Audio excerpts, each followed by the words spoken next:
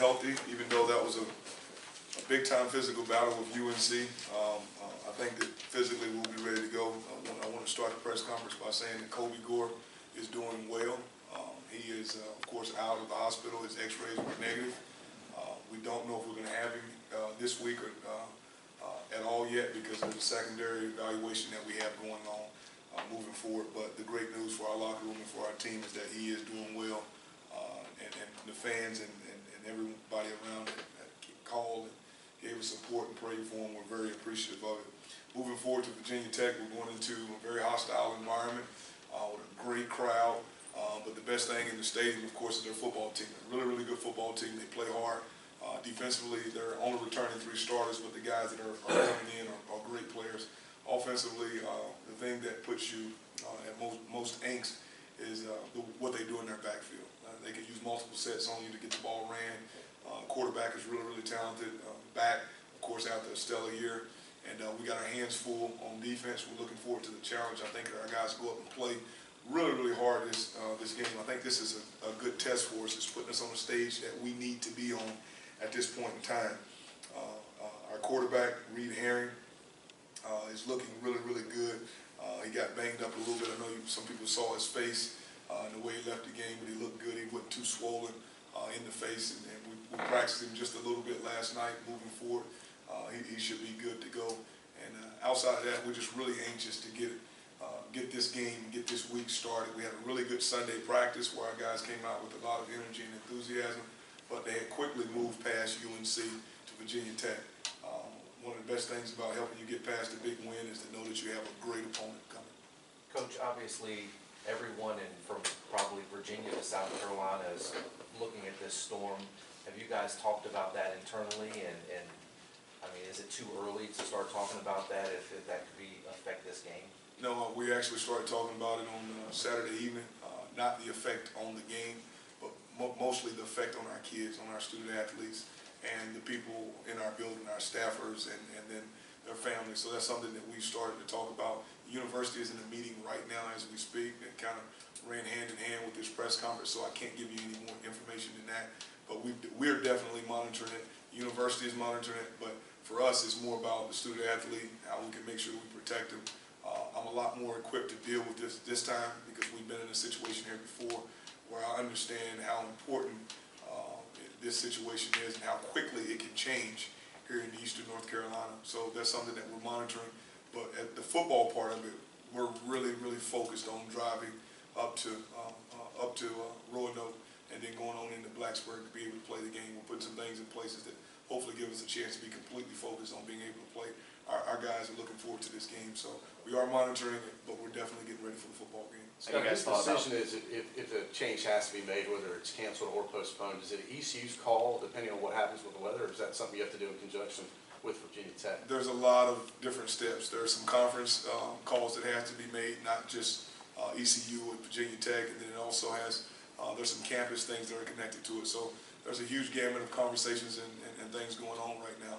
And we'll just find out. You know, right now I know pretty much what you know. I should know a little bit more, hopefully about 1 or 2 o'clock today, on the process of what Tuesday looks like and what Wednesday looks like. But right now, I just don't have any more information to give. Have you guys considered leaving earlier to get up to Blacksburg? That's definitely a consideration, yes.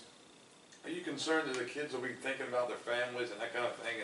And how hard is it to get everybody on the same page? Yeah, I'm very concerned about that. That's a concern. But I think the way that we built the team, the relationships between the coaches, I have a better understanding of who, you know, to listen to and to go to in these situations, to bring in, to talk to our guys. We can provide counseling for them. We can also set up direct lines of communication with their parents. The hard thing is it's just the unknown.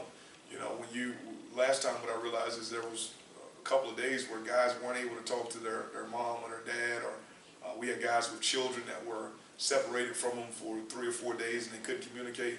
So those things are tough, but we are more equipped, like I said, to deal with it this time. Am I concerned about that? Yes, I think everyone needs to be concerned about it. These are student athletes, but beneath all of that, they're kids and they're human.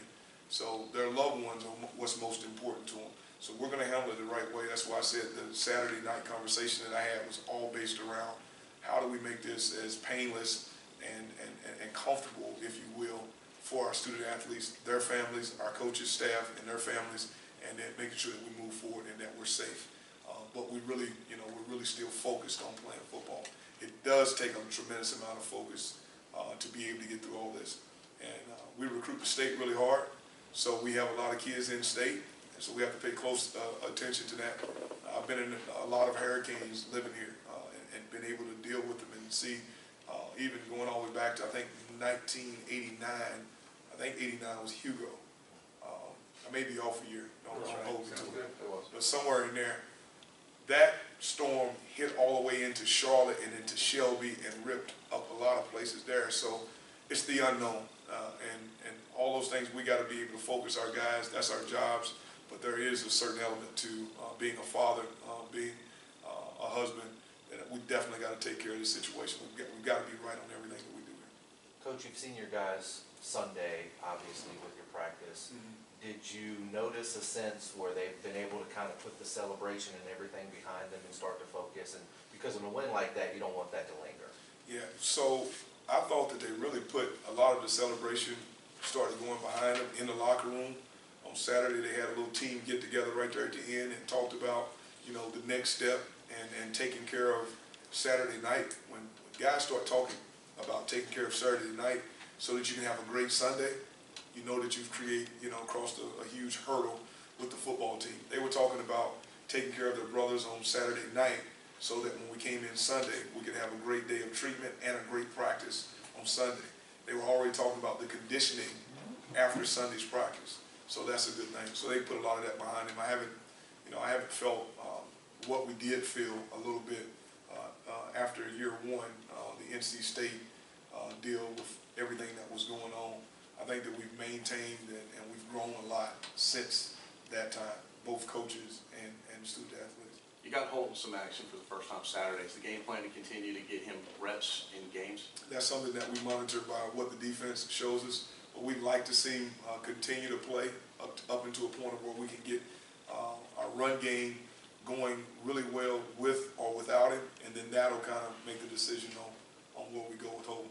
But I was extremely pleased with the way that he played, and I put him in situations this past week where they were stressful, but they didn't give him the whole body of the game. I like him in 4th and 1, in 3rd and short, and then also in 1st and 10, because before you know it, he'll be throwing the ball in some of those situations because he's very effective throwing it as well. So he gives us a little bit of, every week we can grow his package. So we'd like to see a little bit more of him, but it's based on what the defense is also showing us.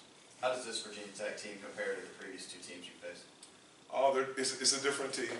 I think they're more disciplined than they were.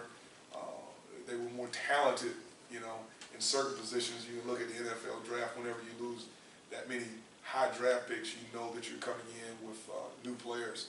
The one thing that they do, they still apply pressure. And it's not pressure by adding 5 or adding 6.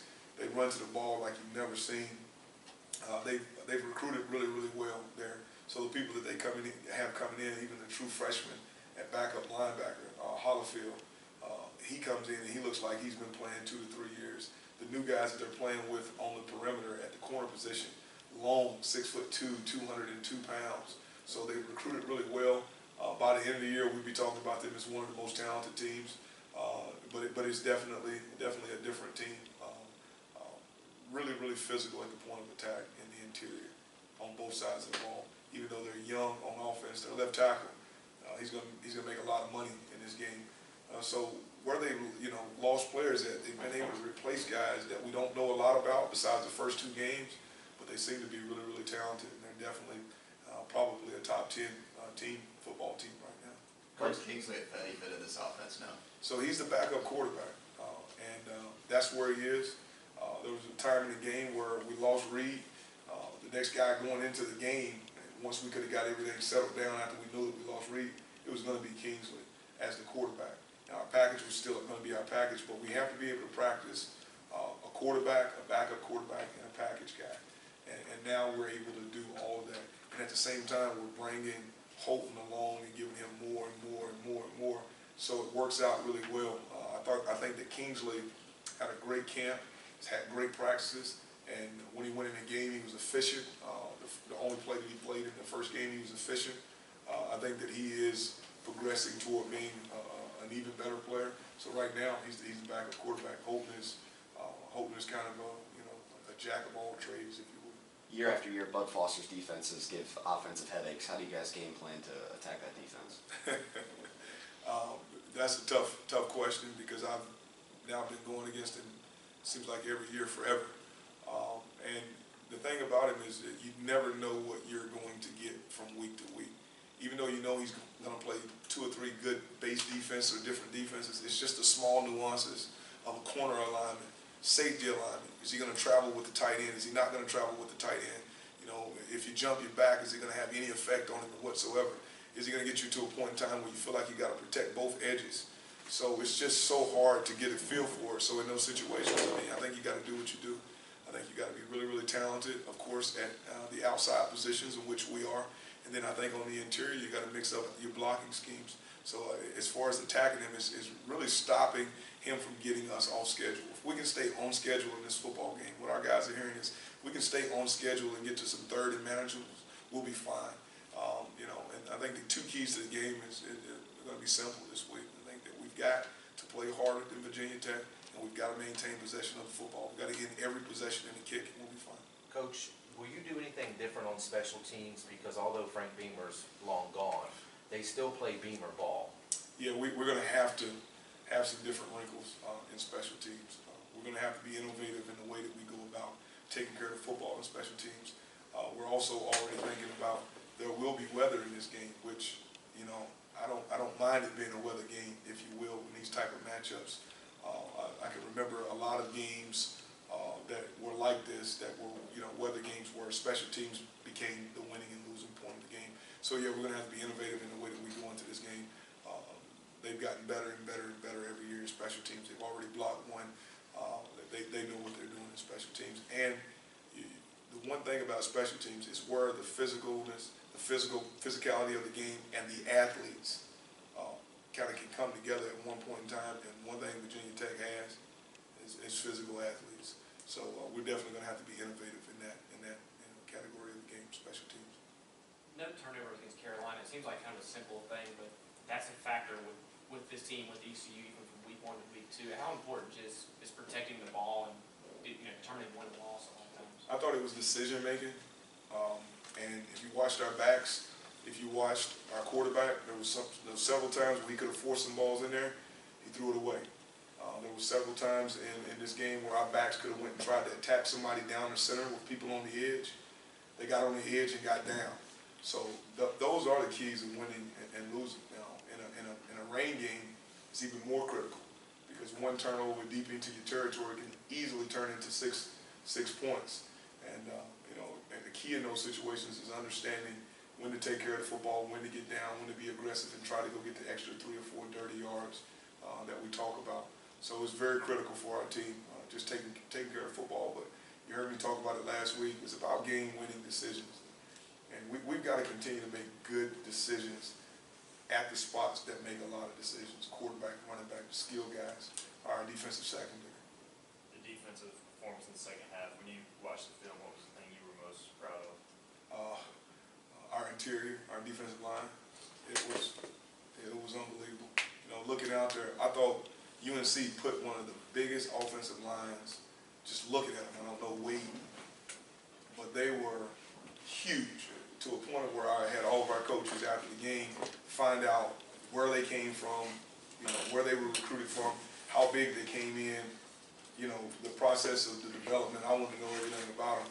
But our defensive line in the second half just completely just played so hard. They maintained the line of scrimmage, even dominated the line of scrimmage at times. That's what I was most impressed with, our defensive front. It was amazing to watch in the second half.